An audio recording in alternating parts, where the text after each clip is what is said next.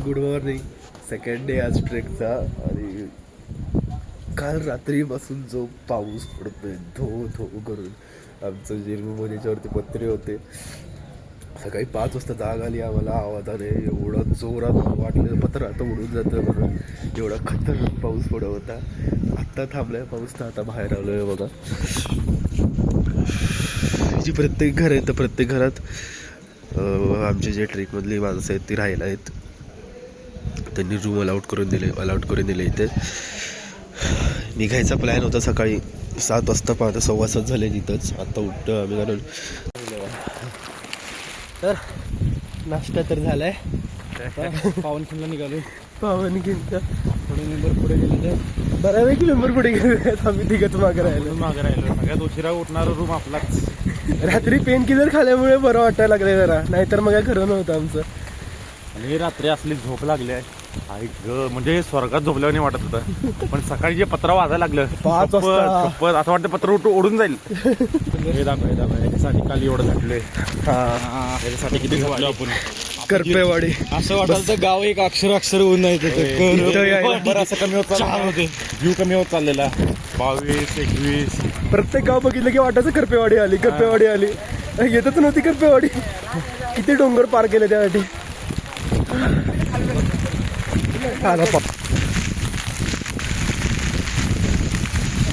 सावकाश.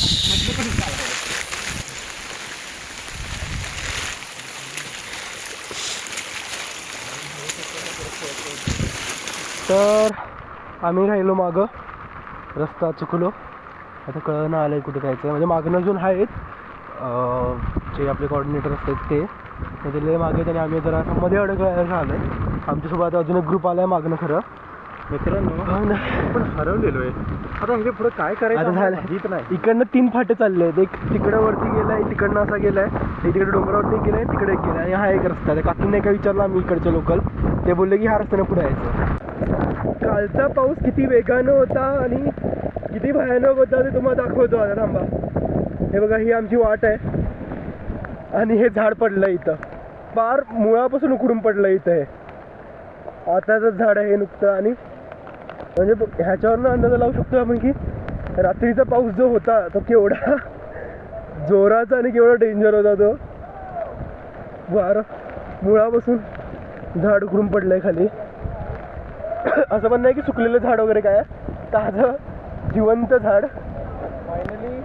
फायनली पायाचे ठसे दिसले तिथं. बरोबर चाललंय. सह्याद्रीचा नियमच वेगळा. तो प्रत्येक वळणावर नवा अनुभव देतो, आणि आमच्यासाठी तो अनुभव थोडा वेगळाच ठरला. वाट चुकलो. काही क्षण दिसाच सापडत नव्हती, पण कधी कधी प्रवासात हरवणं सुद्धा त्या प्रवासाचाच एक सुंदर भाग असतो. अखेरीस आंबेवाडी कळकेवाडी ओलांडत आम्ही मुख्य ग्रुपपर्यंत पोहोचलो.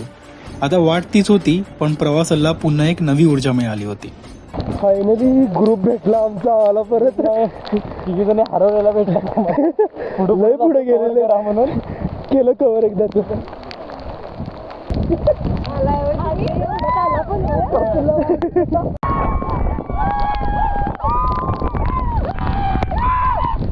आता इकडे लागलेत 2 रस्ते. आता कुठच्या रस्त्याला जायचं ते कळणं आले, त्यामुळे आता मागं आहे ग्रुप, त्यांच्यासाठी थांबले. ते आल्यावर कळेल आता. हे नक्की का बरोबर चाललंय. पोस्टर लावलेलं आहे पुढं. आता आलोय कळकेवाडीमध्ये. कळकेवाडी आणि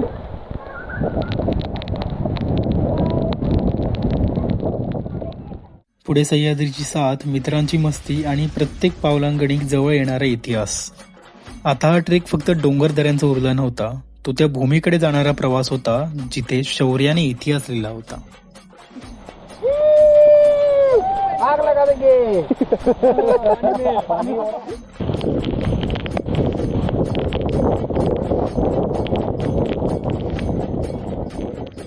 पायवाटा ओलांडत, खळखणाऱ्या झऱ्यातून चालत, हिरव्यागार शेतांच्या कडेने आणि पाऊस वाऱ्याचा साथ घेत आमचा प्रवास सुरूच होता. वाटेत गप्पा, हशा, गाणी, प्रत्येक क्षण प्रवासाला अजून सुंदर बनवत होता. थोडं पुढे जाऊन आम्ही पुन्हा एक छोटासा ब्रेक घेतला.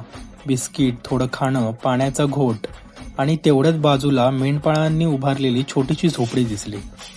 तिथे काही वेळ निवांत उभं राहिलो, आजूबाजूचं वातावरण अनुभवत थोडी मज्जा मस्ती करत पुन्हा मार्गाला लागलो. आता प्रवासाचा साथीदार झाला होता गाण्यांच्या भेंड्यांचा खेळ. कारण त्या खेळामागचा उद्देश एकच, चालताना पायांचा थकवा, अंगदुखी आणि दमणूक काही काळासाठी तरी विसरून जाणं. गाण्यांच्या ओळी रंगत होत्या, हशा वाढत होता आणि नकळत कठीण वाटही सोपी वाटू लागली. मधनच तेवढं झाड तुटलंय बघ, खोडातूनच. पण जसजसा प्रवास पुढे सरकत गेला तसतसं पाय आता खरंच दुखायला लागले होते. पावसात चालत राहिल्यामुळे प्रत्येक पाऊल जड वाटत होतं. सगळ्यांच्या चेहऱ्यावर थकवा स्पष्ट दिसत होता. म्हणून पुन्हा एकदा थोडा वेळ थांबलो, श्वास सावरला, शरीराला थोडी विश्रांती दिली आणि मग सगळी ताकद पुन्हा एकवटत पांढर पाण्याच्या दिशेने आमचा प्रवास पुन्हा सुरू झाला.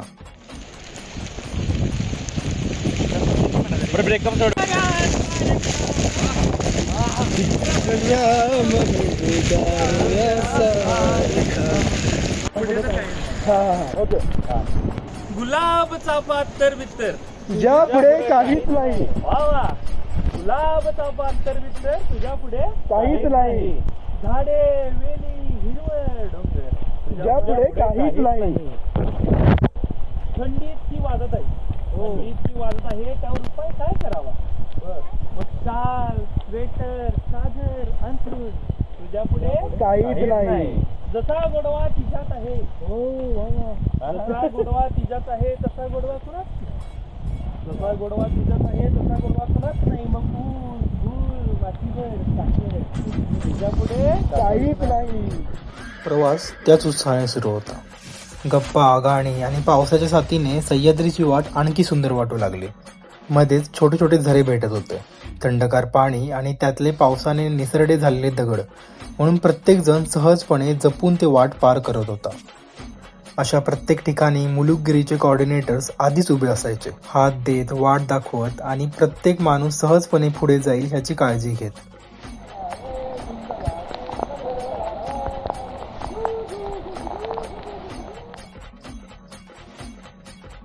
एक झरा मागे पडायचा आणि समोर पुन्हा जंगलात हरवणारी एक नवी पायवाट तयार असायची. अशीच ती वाट चालत असताना मध्येच गुरं चरवत बसलेले एक आजोबा भेटले. 2 क्षण त्यांच्यासोबत गप्पा रंगल्या आणि पुन्हा त्यांच्या शुभेच्छा घेत आमचा प्रवास त्याच उत्साहाने पुढे सुरू झाला. आता झालंय कसं बघा, एवढं चाललोय आणि आता कळलंय की 5 किलोमीटर अजून जायचंय. ते एंड पॉईंट नाही, आपला जेवायचा पॉईंट. हा 26 किलोमीटर पकडायचं होतं. म्हणजे टोटल तुम्ही पकडा 50-55 किलोमीटरचा ट्रेक आहे आपली पूर्ण.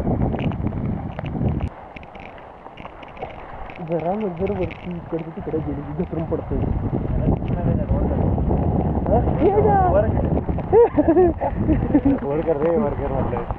बरं जेवढं दिसतंय तेवढं करी.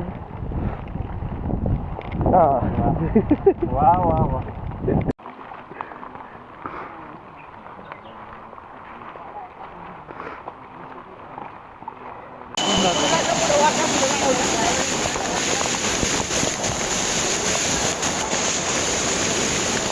झालं शेवट आता. म्हणजे शेवट म्हणजे झालं जवळ आले आपण. हा काय बाबा वाजा.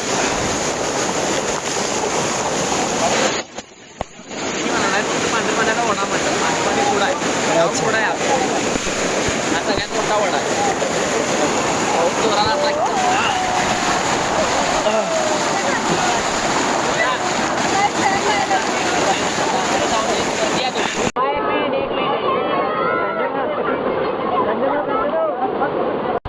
चालू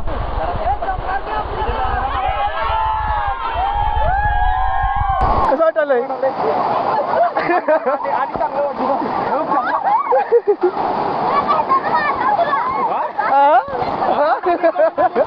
इथंपर्यंत घेऊन दाखव, इथंपर्यंत घेऊन दाखव. वायलेन्स करते हे नाही चाले काय.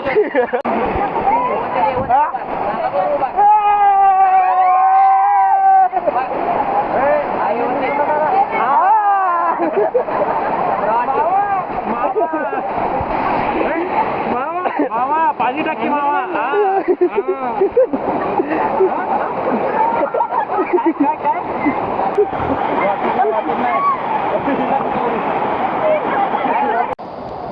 नऊशे 99 फुटले.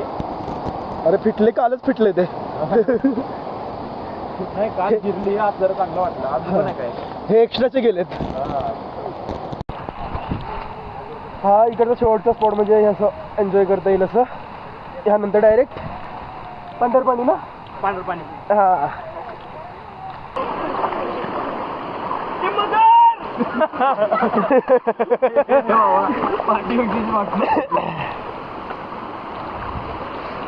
बरोबर मध्ये मगर होता लगे. ट्रेक हो चुका है कंप्लीट मतलब होने वाला है ऑलमोस्ट है. मुंह में घुसा. काय धुक आहेत बघ ना.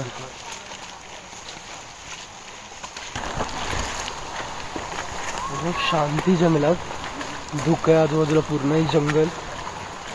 थोडंसं पाणी पडतंय पानांवरनं झाडाच्या. एवढं शांत आणि एवढं रिलॅक्स फील होतंय. म्हणजे पायाचं दुखणं आणि विसरून गेल्यासारखं वाटायला लागलंय.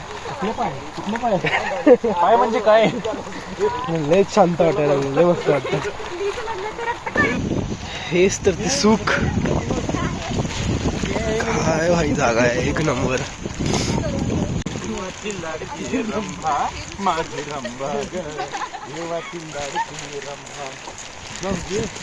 एकदम रंभेसारखी काय म्हणतात बुवा. हे पण गंगे चला पुढे. ती बघ गेली.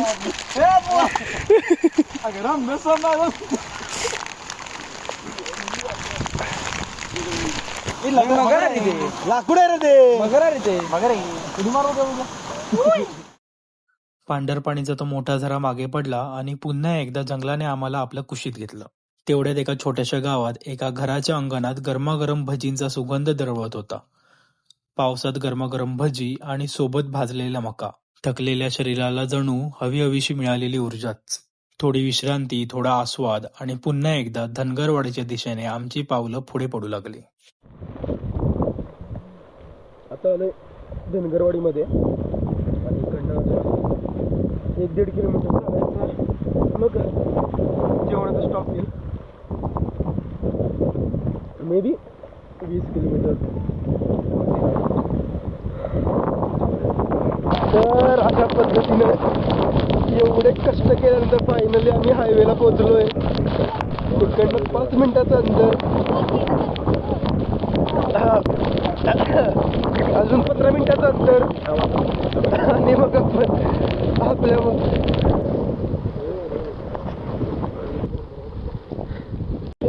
हा म्हणजे जिथं मेन लढाई झाली होती ती इथनं अशी खाली लढाई करत करत खाली गेली होती आणि इथून खाली जाऊन ती खिंडीत पूर्ण लढाई झाली होती. ओके. मुलुकिरीचा बोर्ड दिसला.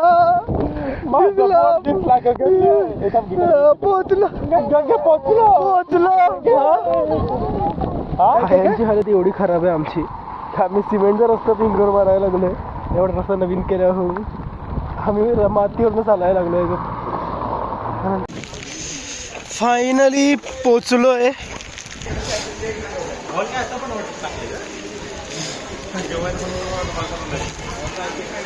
जेवण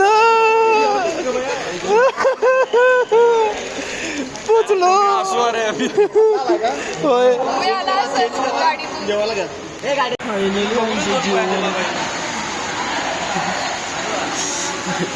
कुडकुड्या लागल्या. जेवण झालंय. बसमध्ये आलंय. शेवटची सीट पकडली तर बाकी पण आहे ना.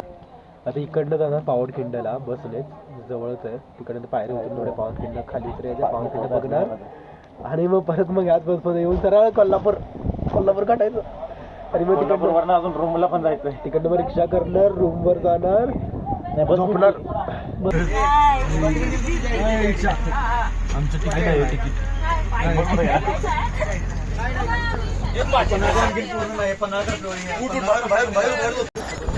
तर बसमध्ये उतरलोय थंडी लागलेली परत आणि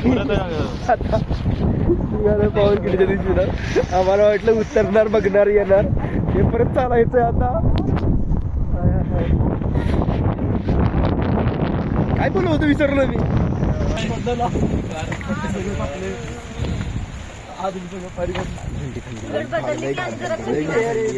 आधीच भिजलोय पार आणि त्यामुळे आणि थंडी लागायला लागली अजून.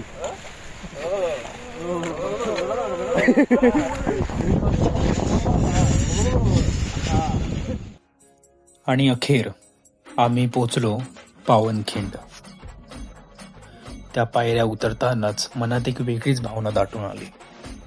हीच ती पावनखिंड जिथे बाजीप्रभू देशपांडे आणि बांधल सेनेने स्वराज्यासाठी आपल्या प्राणांची पर्वा न करता शत्रूला रोखून धरलं, जोपर्यंत छत्रपती शिवाजी महाराज सुखरूप विशाळगडला पोचले नाहीत. आणि त्या ऐतिहासिक भूमीवर उभं राहून पन्हाळगड ते पावनखिंड ही आमची मोहीम अखेर यशस्वीरित्या पूर्ण झाली.